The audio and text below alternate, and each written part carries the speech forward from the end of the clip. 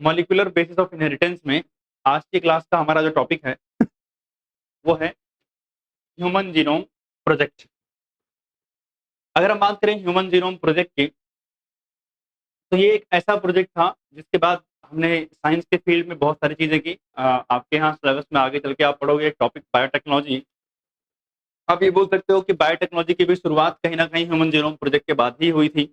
और बायोटेक्नोलॉजी के अंदर ह्यूमन जीनोम प्रोजेक्ट का जो है एक बहुत बड़ा मेजर कॉन्ट्रीब्यूशन था। तो हम समझेंगे जी करके कि ह्यूमन जीनोम प्रोजेक्ट क्या है और एक्चुअली में हम इसमें करना क्या चाह रहे हैं। तो अगर हम बात करें सबसे पहले ह्यूमन जीनोम की, तो जीनोम का मतलब होता है हैप्लॉइड सेट ऑफ क्रोमोसोम। सुना नाम से? जीनोम का मतलब क्या होता है? Haploid set of chromosome. Set of chromosome मतलब अगर मैं सिंपल शब्दों में आपको बोलूं तो इस प्रोजेक्ट के अंदर हम ह्यूमन के हैप्लॉइड सेट ऑफ क्रोमोसोम के साथ कुछ कर रहे होंगे। और वो क्या है? उसकी सीक्वेंसिंग कर रहे होंगे। क्या कर रहे होंगे? उसकी सीक्वेंसिंग। मतलब मैं ये जानना चाह रहा हूं कि मेरे डीएनए पर जितनी भी लिखी हुई सारी इंफॉर्मेशन है, कौन कौन से नाइट्रोजनस बेस हैं, वो किस ऑर्डर में मौजूद हैं, कौन कौन से जीन हैं, और उस जीन के अंदर क्या क्या सीक्वेंस है, ये सारी बातें मैं जानना चाह रहा हूं। तो उसको जानने के लिए मुझे क्या करना है? पूरे की पूरे जीनोम की स्टडी करना है और इसी को हम क्या बोलते हैं? ह्यूमन जीनोम प्रोजेक्ट बोलते हैं। अगर हम ह्यूमन जीनोम प्रोजेक्ट की बात करें बच्चे, तो ह्यूमन जीनोम प्रोजेक्ट इसको स्टार्ट किया गया था, यानी स्टार्टेड इन 1990। कब स्टार्ट हुआ था? 1990। और ये कब तक चला था? एंड हुआ था इन 2003। यानी आप ये बोल सकते हो कि ये प्रोजेक्ट कितने दिन तक चला? 13 ईयर्स। 13 साल का ये प्रोजेक्ट था। अगर हम बात करें तो इस प्रोजेक्ट को स्टार्ट किया था, started by US department of energy,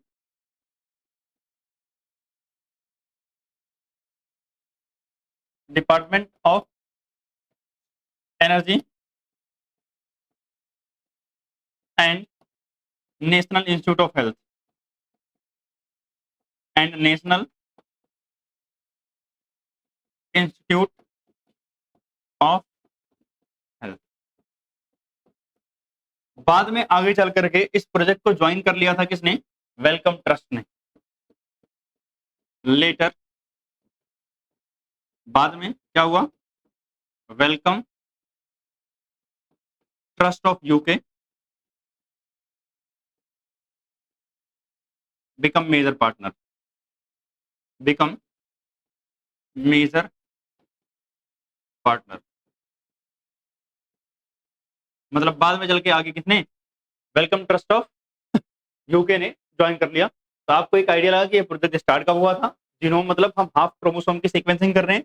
अच्छा, हाफ क्रोमोसोम का मतलब सिंपल सी बात है, अगर आप जानना चाहते हो मेरे पूरे डीएनए पे क्या लिखा हुआ है, तो एक लॉजिकल सा आंसर है कि सर मेरे पास टोटल 46 क्रोमोसोम है एक ह्यूमन के अंदर। इन 46 क्रोमोसोम में से 23 पेयर होते हैं, मतलब एक क्रोमोसोम की 2 कॉपी होती है। तो भैया दोनों कॉपी की स्टडी क्यों करना? एक कॉपी की स्टडी कर लेते हैं, दूसरा मिल जाएगा। वैसे भी अगर हम बात करें तो कॉम्प्लीमेंट्री बेस पेयरिंग नहीं पता कर सकते हैं, तो सिंपल शब्दों में हम हाफ पेयर की स्टडी कर रहे हैं।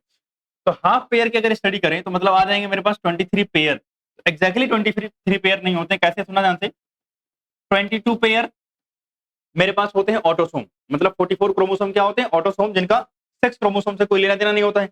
इन 23 पेयर में से मैं कितने क्रोमोसोम ले लूं? 22 ले लूं, पेयर हटा दूं, प्लस मेरे पास एक एक्स क्रोमोसोम होगा और एक वाई क्रोमोसोम। तो मतलब मेरे पास मिला जुला के टोटल 24 क्रोमोसोम हो गए। इसी के सीक्वेंस के बारे में इंफॉर्मेशन लेना, that is human genome project. तो आपको इतना आइडिया लगा? अब सुना, एनसीईआरटी कहता है कि ह्यूमन जीनोम प्रोजेक्ट एक मेगा प्रोजेक्ट था। क्या था? Mega project. कैसे ये मेगा प्रोजेक्ट था, इस बात को बताना है। अगर हम बात करें मेगा प्रोजेक्ट की, तो एनसीईआरटी ने एग्जांपल्स कुछ दे रखे हैं। जैसे अगर हम बात करें cost of sequencing, cost of sequencing of one nucleotide basis are $3। एक न्यूक्लियोटाइड बेस की सीक्वेंसिंग की कॉस्ट कितनी थी? $3। और हमारे पास टोटल सीक्वेंस कितने हैं? यानी अगर मैं टोटल कॉस्ट निकालने जाऊंगा, total cost of sequencing of 3 into 10⁹ nucleotide basis is approx $9 billion. $9 billion. तो आप समझ गए कि पैसा बहुत खर्चा हो रहा है भाई साहब। कितना? $9 बिलियन पैसे खर्च हो रहे हैं तो सीक्वेंस द ह्यूमन जीनोम यानी ह्यूमन के डीएनए पे लिखी हुई इंफॉर्मेशन को पढ़ने के लिए, जानने के लिए। तो आपको इससे अंदाजा लगा कि एक बहुत बड़ा प्रोजेक्ट था, छोटा मोटा तो नहीं था। दूसरी बात, एक चीज आपने ये देखी कि ये प्रोजेक्ट 13 साल तक चला है। तो टाइम पीरियड भी एक तरीके का अपने आप को बताता है कि भैया 13 साल तक अगर एक प्रोजेक्ट पे कोई काम कर रहा है और कई सारे लोग मिलके काम कर रहे हैं तो ऑब्वियसली बड़ा प्रोजेक्ट रहा होगा। इसके बाद इसको एक और तरीके से बोला जाता है। कहते हैं कि लेट्स से मान लेते हैं कि डीएनए की जितनी भी इंफॉर्मेशन निकली उसको हम एक रजिस्टर पे लिख रहे हैं और रजिस्टर के एक पेज पर हम 1000 बेस पेयर्स मतलब बेस लिख सकते हैं। 1000 बेस लिख सकते हैं और हमारे पास वो रजिस्टर 1000 पेज का है। तो मुझे मतलब डीएनए के ऊपर मौजूद सारी की सारी इंफॉर्मेशन को नोट डाउन करने के लिए 3300 रजिस्टर्स लग जाएंगे। मतलब क्या हुआ कि if all the bases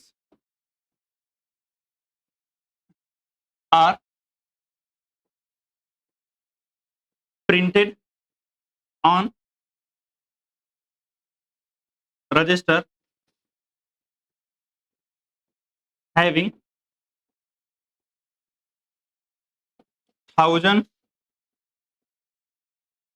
bases या लेटर भी बोल सकते हो in one page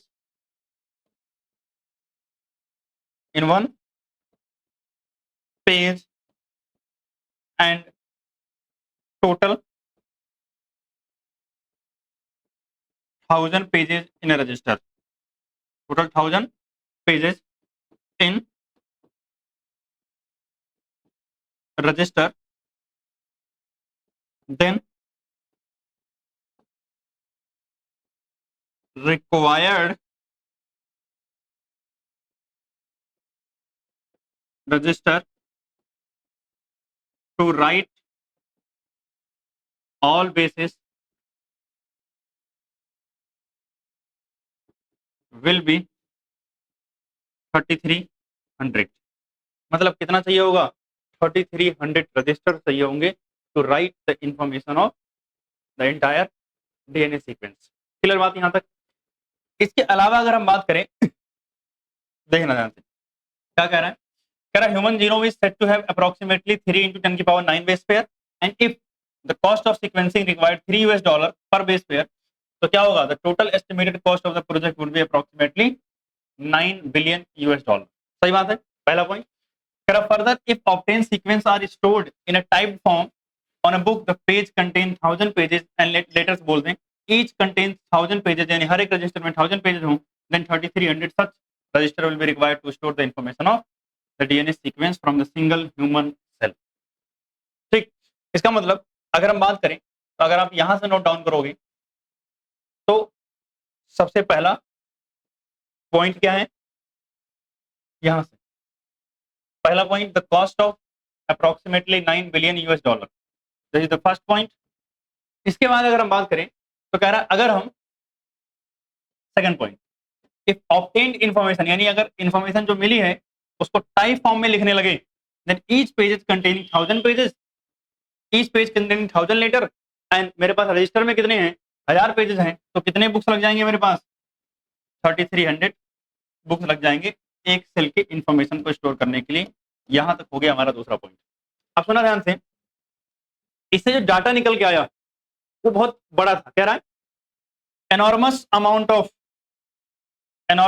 amount of data expected to be generated and necessary to use of high speed computational devices for the data storage and their retrieval and the analysis। मतलब अगर मैं इसका पूरा का पूरा डाटा निकाल लूं, अगर मैं इसका पूरा का पूरा डाटा निकाल लूं तो उसको स्टोर करने के लिए, उसके रिट्रीवल के लिए मुझे हाई स्पीड कंप्यूटेशनल डिवाइसेस की जरूरत पड़ेगी। तो आप चाहो तो यहां से भी ये तीनों पॉइंट मेंशन कर सकते हो, एनसीईआरटी में एग्जैक्टली है। अदरवाइज मैंने यहां लिखा है, यहां से भी आप लिख सकते हो। तो अगर हम थर्ड पॉइंट की बात करें, इफ, ऐसे सिंपल शब्दों में, for storage of data high speed, for storage of data, retrieval of data and its analysis, और इसका अगर एनालिसिस करना है then high speed computational device का जरूरत होगी। Then high speed computational device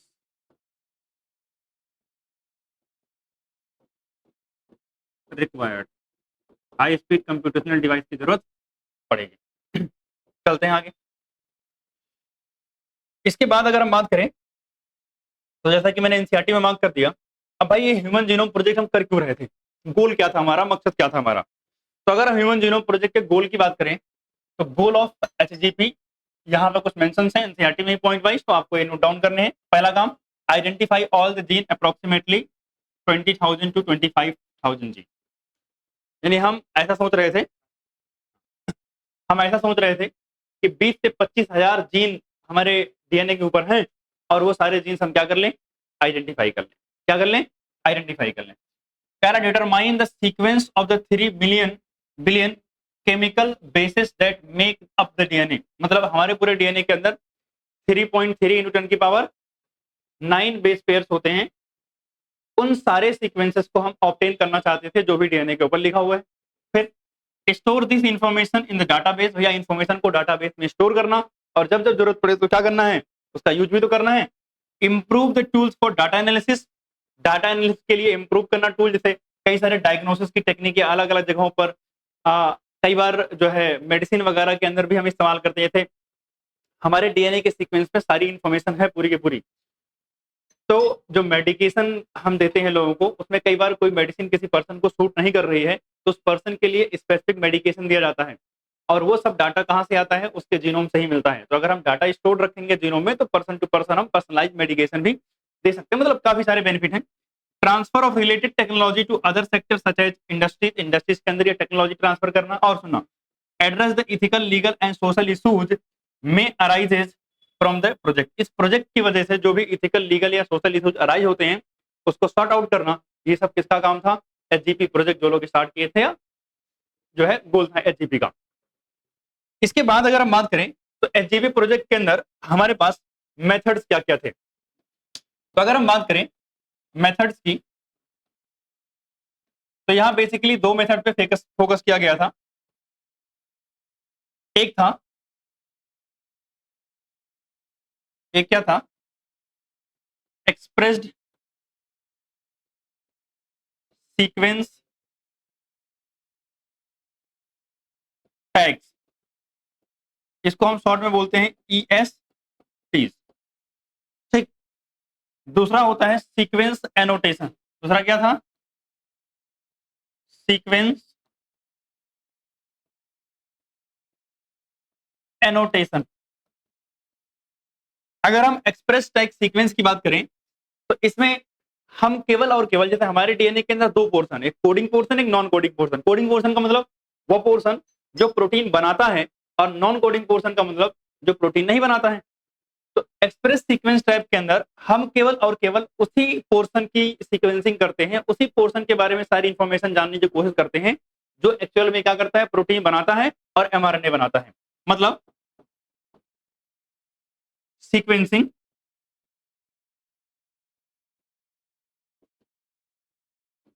DNA that expressed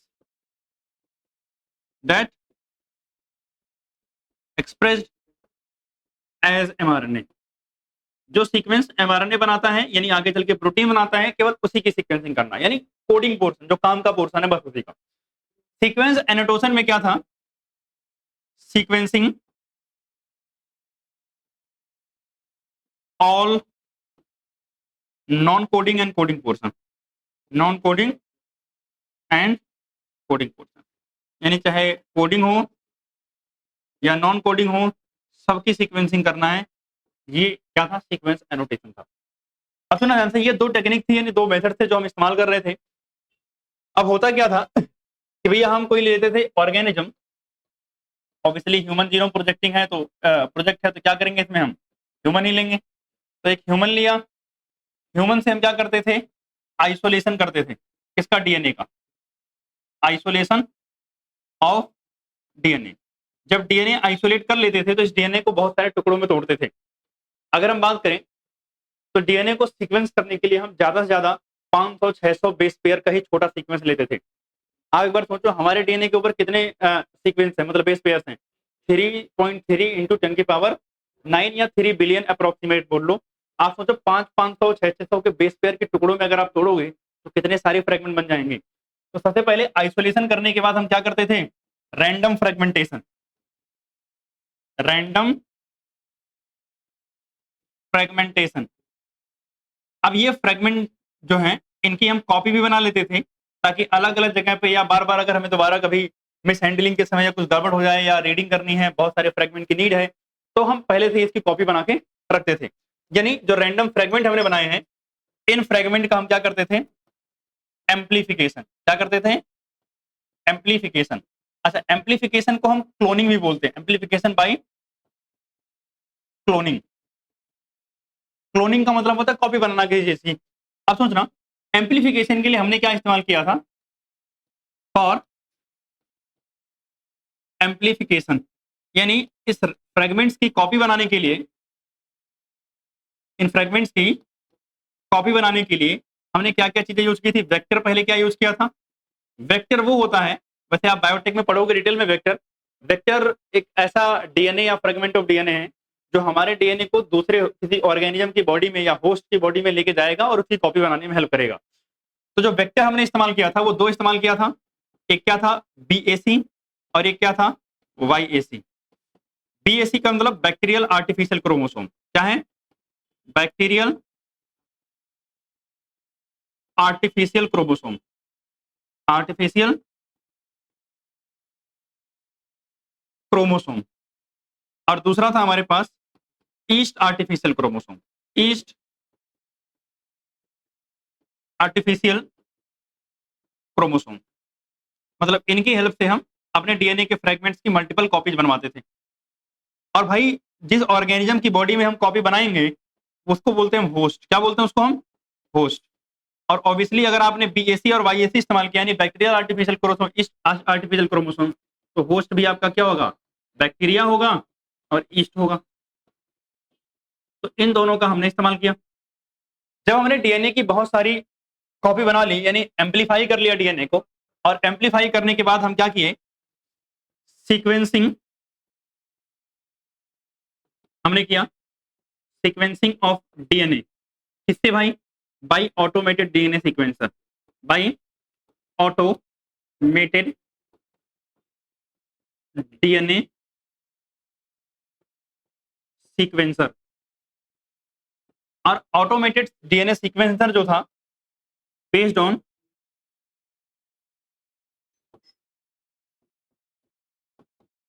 principal developed by Frederick Sanger, Frederick Sanger.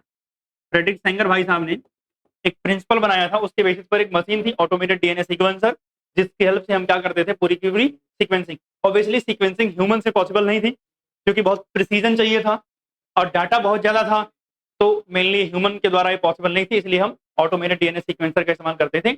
और जब सीक्वेंसिंग कर लेते थे तो इस पूरे डाटा को क्या करते थे, स्टोरेज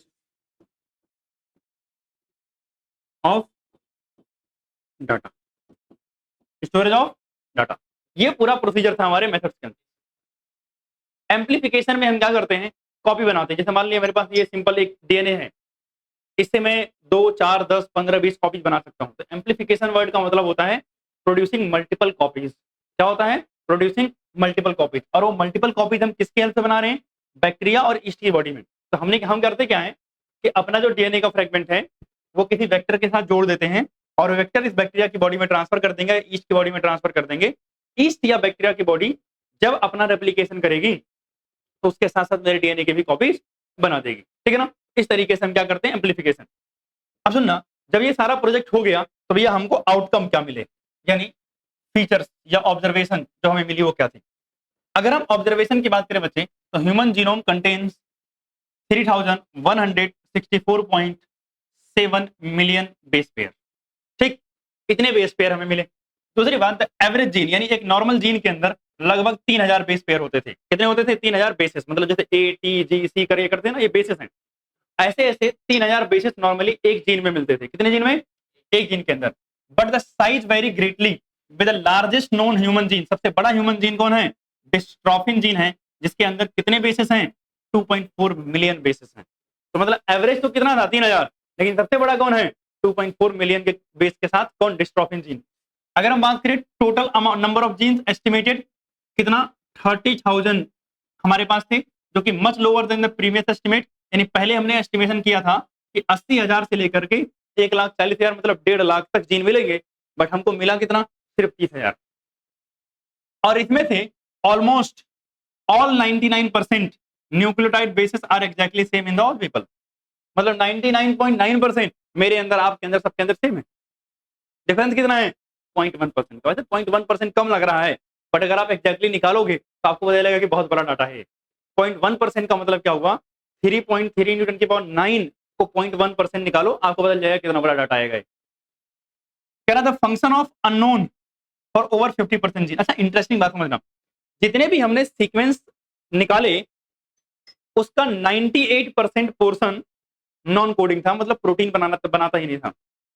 सिर्फ 2% या लेस देन 2% प्रोटीन बनाते थे, और उस लेस देन 2% में हम सिर्फ 50% के फंक्शन जान पाए, और 50% के फंक्शन तो हम जानते ही नहीं। ठीक, इसके बाद अगर हम बात करें तो आगे और क्या हुआ कि less than 2% of genome code for protein. इसके अलावा repeated sequence make up very large portion of the human genome. मतलब ह्यूमन जीनोम के अंदर मेजर पोर्शन कौन सा था, रिपीटेड सीक्वेंस। रिपीटेड सीक्वेंस मतलब जैसे कहीं पर ए ए ए ए ए ऐसे रिपीट कर रहा है, या हो सकता है कहीं 80 80 80 80 यही रिपीट कर रहा है 200 बार, 400 बार, 1000 बार, ऐसे रिपीटेशन है। बहुत ज्यादा रिपीटेड सीक्वेंस आपको ह्यूमन डीएनए के अंदर मिले। Repetitive sequence are stretch of DNA that sequence that are repeated many times. मतलब बता रहा है कि रिपीटेड सीक्वेंस क्या होते हैं, ऐसे डीएनए के स्ट्रेच होते हैं जो बार बार क्या कर रहे हो, रिपीट कर रहे हो, समटाइम 100 to 1000 टाइम, यानी कई बार 1000, 2000 बार या 100 बार रिपीट करते हैं। They are thought to have no direct coding function, इनका कोई कोडिंग फंक्शन नहीं होता है, but they said light on the chromosome structure, dynamic and evolution. But इनकी हेल्प से क्रोमोसोम के स्ट्रक्चर के बारे में, इवोल्यूशन के बारे में, इन सब के बारे में आइडिया हमको मिलता है। इसके बाद अगर हम बात करें, क्रोमोसोम 1 सबसे ज्यादा जीन थे इसके अंदर, 2968 genes, whereas in chromosome Y सबसे कम थे, 231 थे। अगर हम बात करें, scientist have identified about 1.4 million location where single base DNA difference, इसे हम स्निप बोलते हैं, सिंगल न्यूक्लियोटाइड पॉलीमॉर्फिज्म। अब इसका मतलब क्या हुआ, जैसे मान लिया मैंने एक पर्सन का डीएनए लिया हुआ है, एएटी एएटी एएटी, ये है कोड, ठीक। एक मैंने दूसरे पर्सन का डीएनए लिया, उसमें क्या है, एएजी एएजी एएजी। अब बताओ क्या डिफरेंस है, सिर्फ लास्ट वाले का, सिंगल न्यूक्लियोटाइड पॉलीमॉर्फिज्म, मतलब एक न्यूक्लियोटाइड का चेंज है बस, इससे ज्यादा चेंज नहीं है। ऐसा एक पर्सन में, ऐसा दूसरे पर्सन में, इसे बोलते हैं स्निप। क्या बोलते हैं इसको, स्निप। और प्रोनाउंसिस कैसे करते हैं, स्निप्स करते हैं, occurs in human. This information promise the जो है revolutionise the process of finding chromosomal location for the disease associated sequence, मतलब इस सीक्वेंस की हेल्प से हम क्रोमोसोम पर कई सारी बीमारियों को लोकेट करने में क्या करते हैं, हेल्प या यूज कर पाते हैं। ये सारी चीजें थी। एक इंपॉर्टेंट बात और अगर हम बात करें तो क्रोमोसोम 1 की सीक्वेंसिंग कब कंप्लीट हुई थी? 2006 में। यानी पूरा प्रोजेक्ट कब हो गया था? 2003 में क्रोमोसोम 1 सीक्वेंसिंग कंप्लीट हुई थी 2006 में, कंप्लीटेड इन 2006। ठीक है, क्लियर बात यहां तक? ह्यूमंस की सीक्वेंसिंग तो हमने कर ली थी, लेकिन ह्यूमंस के अलावा भी हमने कुछ एनिमल्स की सीक्वेंसिंग की थी। वो कौन कौन से थे वो याद रखना, ये वाला लाइन मैं काट रहा हूं।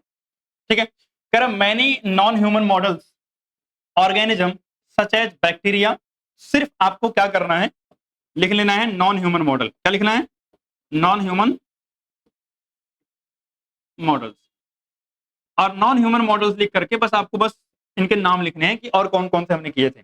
तो सबसे पहला एक तो नाम क्या है, बैक्टीरिया, जिसको हमने किया था। दूसरा है ईस्ट की सीक्वेंसिंग की थी। उसके बाद सिनोरहेप्टाइटिस एलिगेंस, ये एक निमेटोड है। ये क्या है? एक निमेटोड है, free living non pathogenic nematode. ठीक है ना। ड्रोसोफिला, इसके अलावा एक फ्रूट फ्लाई है। प्लांट में हमने किसका किया था? राइस का, एरबडोप्सिस का किया था। और इन सब का जो है हमने सीक्वेंसिंग, यानी राइस का एंड एरबडोसिस, ये दो प्लांट हैं। फ्रूट फ्लाई में ड्रोसोफिला का, निमेटोड, एलिगेंस का, और ईस्ट और बैक्टीरिया, यानी इनकी सीक्वेंसिंग हमने की थी। ये नॉन ह्यूमन मॉडल है। तो आपको ये पता होना चाहिए कि नॉन ह्यूमन मॉडल कौन कौन से थे जिसकी हमने सीक्वेंसिंग की थी। बस यही है ह्यूमन जीनोम प्रोजेक्ट, पूरा थ्योरेटिकल था। इससे निकला हुआ डाटा हमें बताता है कि भैया हमारे डीएनए के ऊपर क्या लिखा हुआ है, हमारे डीएनए की इंफॉर्मेशन क्या है, जीन्स कौन कौन से हैं, एक इंसानों के अंदर कौन कौन से कैरेक्टर है, कौन सा जीन कौन से कैरेक्टर जो कंट्रोल कर सकता है, ये सारी इंफॉर्मेशन हमको मिल जाती है। तो बस आज यहीं तक, बाकी मिलेंगे अगली क्लास में। ठीक है।